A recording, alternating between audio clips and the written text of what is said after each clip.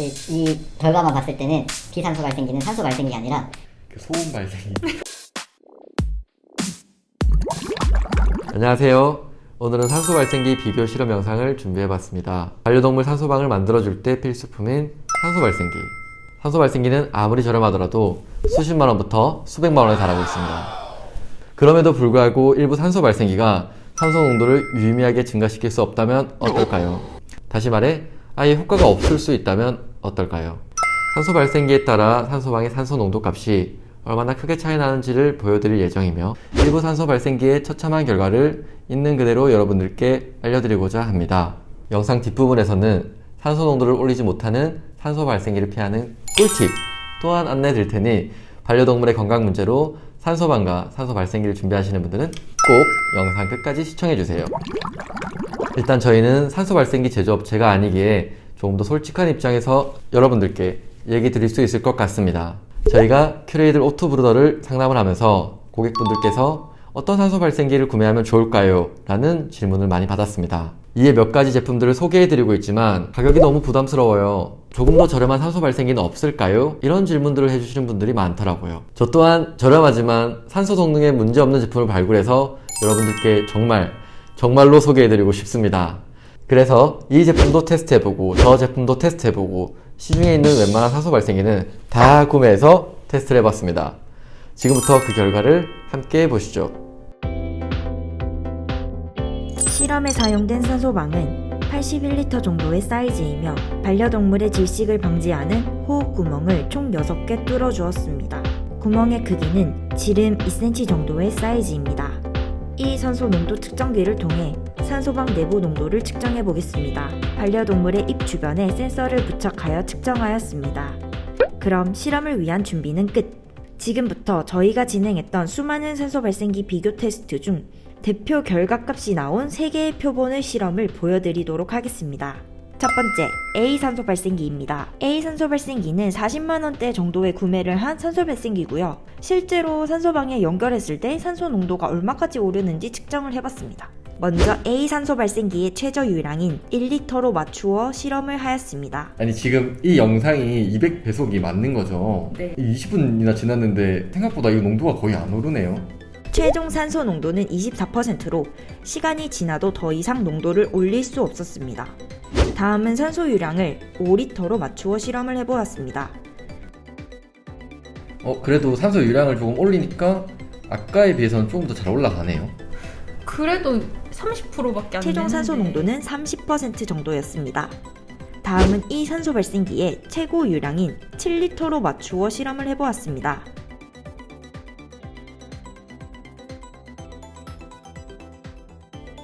유량이 7리터일 때 최종 산소 농도는 30%였습니다.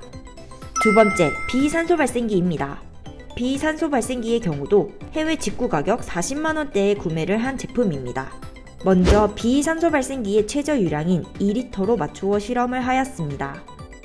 고장난 거 아니죠? 잘 되고 있는 거 맞아요?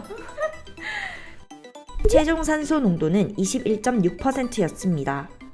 산소 유량을 5리터로 맞추어 실험을 하였습니다. 고장난 건 아닌 것 같아요. 작동을 하는 거 보니까 작동은 하긴 하네요. 최종 산소 농도는 21.9%였습니다. 이 정도면 그냥 산소캔을 40만원치 사는 게 훨씬 낫지 않을까요? 작동이 22% 정도면 산 위에 올라갔을 때랑 비슷한 수준일 것 같은데. 맞아요. 비산소 발생기의 최고 유량인 9리터로 맞추어 실험을 해보았습니다. 최종 산소 농도는 21.6%였습니다. 가정에서는 저런 산소 측정 기기가 없잖아요. 저희는 사실 이제 그런 걸 만드는 회사니까 저런 산소 측정기가 있는데 저 산소 측정기가 없으면은 저렇게 작동이 된다고 사람들이 생각을 많이 할 것 같아요. 40만 원이나 주고 샀으니까 저렇게 작동이 안 될 거라고 생각을 못 할 것 같은데 좀 결과가 좀 놀랍네요. 저도 이렇게 보니까. 세 번째 C 산소 발생기입니다. 가격은 해외 직구가 80만원대에 구매하였고 산소 유량이 최대 5리터까지 조절이 가능하였습니다. 산소 유량을 1리터로 맞추어 실험해봤습니다. 최종 산소 농도는 25%였습니다. 5리터로 맞추어 실험해봤습니다. 얘는 5분 만에 거의 40%까지 올라가네요. 최종 산소 농도는 46%였습니다. 약 80리터 사이즈의 플라스틱 산소방으로 실험한 산소 발생기 실험 결과입니다. 이게 가격 차이도 있지만 이제 성능 차이가 너무 심해서 사실 21%가 대기 중 산소 농도인데 뭐 20%대, 30%대까지밖에 안 오르는 산소 발생기도 많고 이거를 가정에서 살 때는 잘 모른다고 생각하니까 조금 속고 사는 기분일 것 같아요, 저는. 심각한 수준인 것 같네요. 이거 만약에 왜냐면 비산소 발생기 같은 경우에는 둘 다 40만 원대인데 성능이 저렇게 차이 나는 거 보면 사실 소비자는 뭘 믿고 어떤 기준으로 산소 발생기를 구매해야 되는지 조금 혼란스러울 수 있을 것 같거든요. 저도 제품을 구매할 때 이제 스펙을 보고 다 산 제품들이거든요.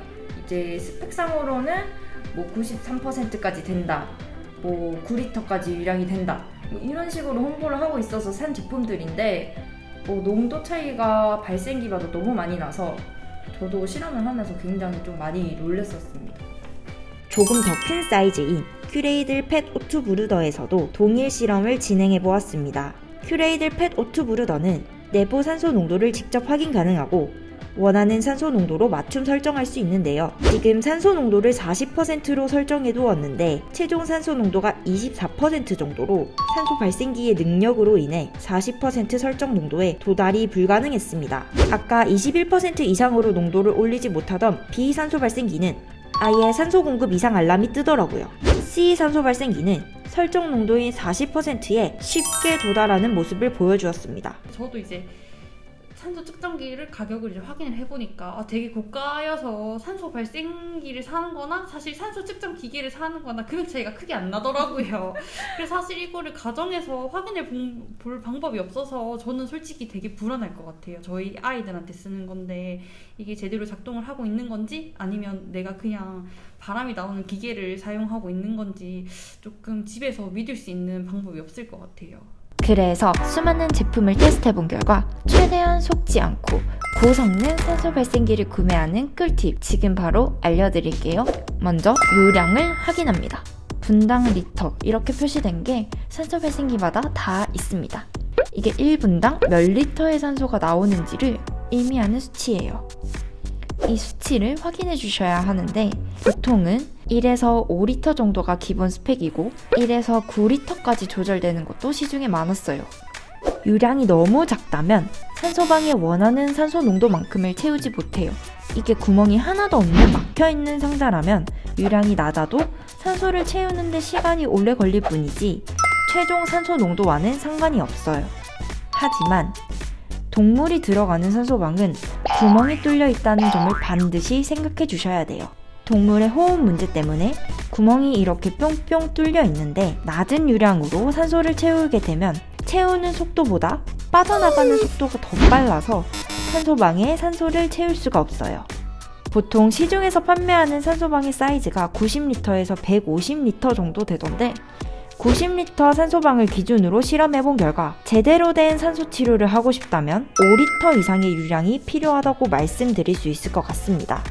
그럼 분당 유량이 5리터 이상 되는 건 좋은 산소 발생기니까 그냥 구매하면 되죠? 라고 말씀하실 수 있는데 이건 잘 따져봐야 해요. 무조건 높다고 좋은 건 아니거든요. 이건 뒤에서 설명드릴게요. 두 번째, 산소 배출 농도를 확인한다. 여기서 말하는 산소 배출 농도란 산소 발생기에서 산소 생성 후 배출되는 순수 산소 농도를 말합니다. 보통 퍼센트로 표시되어 있어요. 대부분 발생기는 90% 이상의 산소 농도가 나온다고 홍보를 하고 있습니다. 이 수치는 높을수록 성능이 좋다고 표현할 수 있는 게 맞습니다. 하지만 여기서 같이 확인하셔야 할 것이 있습니다. 바로 유량과 산소 배출 농도를 함께 보셔야 합니다. 보통 산소 발생기는 유량이 높아질수록 산소 배출 농도는 조금씩 낮아집니다. 실험에 사용되었던 산소 발생기도 90% 이상의 농도이다 라고 홍보를 하고 있었지만 자세히 보면 유량이 높아지면 산소 발생 농도가 30에서 50% 정도밖에 안 되더라고요. 산소 유량이 높으면서 산소 배출 농도 또한 같이 높다면 성능이 매우 뛰어난 산소 발생기라고 할 수 있습니다. 실험 결과 분당 유량이 5리터 이상일 때 산소 배출 농도 90% 이상이 나오는 것을 사용하여야 원하는 산소 농도를 자유롭게 맞춰서 산소방 치료를 할 수 있을 거라고 생각이 됩니다. 마지막, 의료용 산소 발생기를 구매한다. 산소 발생기에는 의료용 산소 발생기와 일반 산소 발생기가 있습니다. 식약처에서 제시한 의료용 산소 발생기의 기준 규격을 살펴보면 90% 이상의 호흡용 산소를 연속적으로 배출하는 산소 발생기에 대한 요구사항과 시험 방법을 명시한다 라고 적혀 있습니다. 의료용 산소 발생기 인증을 받기 위해서는 여러 가지 요건들을 충족시켜야 하기 때문에 일반 산소 발생기와는 차이가 있으며 보통 의료용 산소 발생기를 구매하시면 대부분 문제없이 산소방 치료가 가능하더라고요. 여러분은 상세 페이지를 잘 확인하셔서 의료용인지 일반 산소 발생기인지 꼭 확인하고 구매하세요.